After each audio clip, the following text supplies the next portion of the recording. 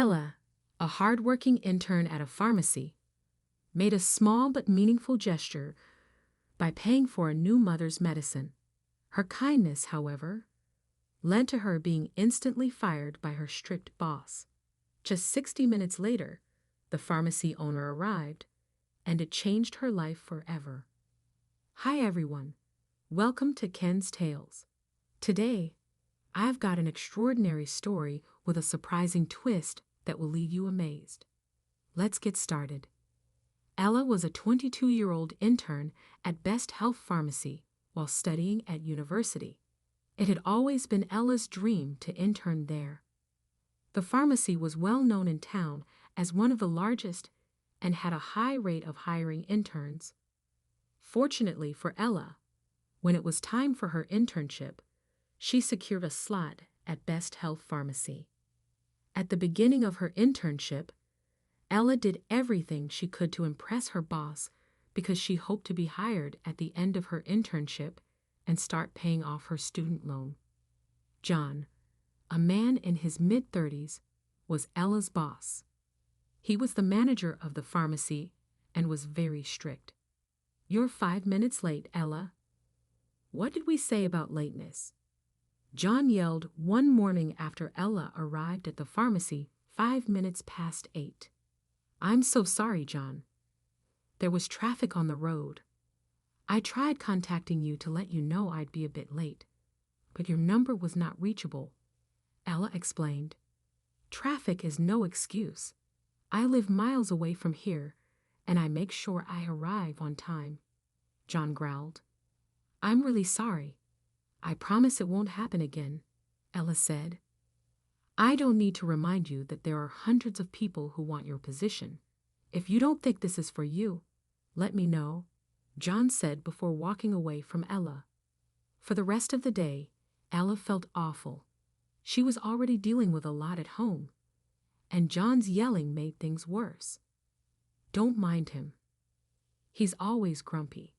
Cheer up. You can't let nasty John ruin your day," one of Ella's friends, Mary, said. Mary was also an intern at the pharmacy and was used to John making a fuss over small issues. Not just Mary, but everyone at the pharmacy, including the staff, disliked John because he was too strict. For example, if the interns and staff were talking freely and saw John, they would stop talking and pretend to work because they didn't want to get scolded or get into trouble. "Do you think he's like this at home? His wife and kids must hate him," one intern whispered to another one day after John yelled at them. "I doubt he's married. No woman would want to live with a monster like him," the other intern responded, and then they'd burst into laughter. Unfortunately for them, John was standing right behind them and overheard their conversation. "Is that what you think?" John asked in a harsh voice. "Go inside and pack your things. You're dismissed," he said. When the two interns heard they were dismissed, they tried to beg John and apologize. But no matter how much they pleaded, John wouldn't listen. The interns were forced to leave and find another place for their internship. By the end of the day, even though Ella desperately needed to be hired after her internship, she began to doubt working with John as her boss. As the days passed, John's behavior became more toxic, and his toxicity caused Ella to become anxious whenever she was around him. "Mom, I don't want to work there once my internship ends.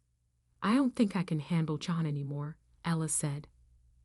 "But darling, you know how difficult it is to get a job. Working there is your best shot. And besides, we need the money. The sooner you start paying your student loan, the better," Ella's mother said. "I don't think I can do this. My heart literally skips every time I see John. Just his presence alone makes it difficult to focus or even be myself," Ella said. "I understand. I know how toxic some bosses can be.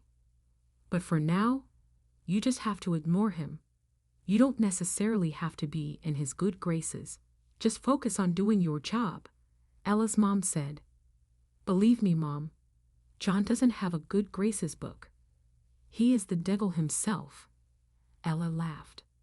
After that conversation with her mother, Ella tried her best to follow her mother's advice. Every day, she made sure to arrive at work a few minutes before 8 a.m. She would wake up by 6 o'clock a.m., fix breakfast, and start preparing for work. Then, before 7 o'clock a.m., she would leave the house to avoid traffic and arrive at the pharmacy on time. For weeks, Ella tried her best to avoid John. She only spoke to him when he asked her a question or instructed her to do something. She also agreed with Mary, the other intern, that they would not discuss John or the pharmacy while working to avoid the same fate as their friends, since the pharmacy was set to hire only one intern after their program. Unfortunately, Mary had to leave. When Ella was officially hired and Mary was forced to leave, she was very sad. Even though Ella knew only one of them would get to stay, she didn't expect to feel so upset. Shortly after Mary left, Ella felt lonely. Although part of her was happy that she would finally be able to support her parents and begin paying off her student loan, another part of her felt suffocated at the pharmacy. John treated the staff differently from the interns. He would yell at them over the slightest provocation and even use mean words or call them names if they didn't do what he instructed. The only things that kept Ella going in her toxic work environment were her mother's encouraging words and the friendly customers who visited the pharmacy daily. Additionally, since Ella had been going to that neighborhood for months, she became familiar with some of the locals and even made new friends. One of her new friends was Aria, a pregnant woman who frequented the pharmacy and lived in the neighborhood. Over the past months, Aria had visited the pharmacy to get medication for her pregnancy and continued to do so until she gave birth. One evening, Ella was at the pharmacy with some staff when Aria walked in with her baby. "Hi, Ella. Can I please get a pack of supplements and some diapers?" Aria asked with a smile. "Sure, Aria. How are you today? And how is your baby doing?" Ella asked while grabbing the items Aria requested.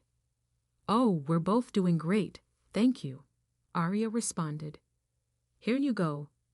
That will be $22.50, Ella said. "Oh my, I'm $10 short. Could you please keep that?" "I'll be right back. I left my wallet at home," Aria said. "Oh no, Aria, you don't have to go all the way back home for just $10. Don't worry, I'll cover it for you," Ella said. "Oh no, Ella, you don't have to," Aria said. "Come on, Aria. It's just $10. I don't want you coming back twice for such a small amount," Ella said. "Thank you so much, Ella. You're such an angel," Aria said. Without delay, Ella took $10 from her purse, added it to Aria's payment, and handed her the bag of medication and diapers. Unbeknownst to Ella, John was watching from a distance and was furious about what she had done. "Ella, you're fired." John yelled at Ella immediately after Aria walked out of the pharmacy. "I don't understand why. What did I do?" Ella asked in shock. "Who gave you the right to pay for customers? Do you think you're Father Christmas now?" John growled. "But she is my friend. She needed help, and I don't care if she's your friend or your mother. You're fired," John said. When John yelled at Ella a second time, she burst into tears and ran into the inner room. "Make sure you pack your things while you're in there," John said at the top of his voice. Shortly after Ella entered the inner room, she changed her clothes and walked out with a small bag. "Please, John, let me explain," Ella begged, but John ignored her. When Ella saw that John had made up his mind, She walked out of the pharmacy with tears rolling down her cheeks and took a taxi home. "Don't worry, Ella. I'm sure God will provide you with another job." Ella's mother tried to console her. "But Mom, I didn't do anything wrong. There's no rule at the pharmacy that says I can't help someone in need," Ella said, her voice trembling. "It's all right, baby. Stop crying," her mother said. What Ella did not know was that being fired was a blessing in disguise, and that her life was about to change. 60 minutes after Ella was fired, the owner of the pharmacy arrived to question John. It turned out that the pharmacy owner had been watching footage of the pharmacy when Ella helped the nursing mother and had also seen John fire her for it. Shortly after the owner arrived, he called Ella back to the pharmacy and apologized to her. But that wasn't all. The pharmacy owner fired John because he had received too many negative reports about him and appointed Ella as the new manager of the pharmacy. When this happened, Ella could not believe it. An hour earlier, she thought her world was crashing, and minutes later, she received news that changed her life. The best part was that the new position came with a very attractive salary, allowing Ella to settle her bills on time and still save some money at the end of the month. Her life literally transformed for the better, and she ensured that her new work environment was conducive for herself, the staff, and the interns. Through her simple act of kindness, Ella's life transformed in less than a day. As for John, after he was fired, his life changed dramatically.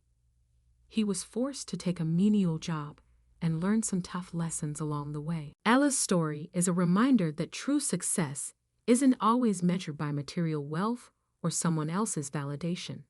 It's often found in the small acts of kindness that make a difference in someone else's life. By choosing compassion over fear, Ella not only helped Ariel, but also paved her own path to a more fulfilling future.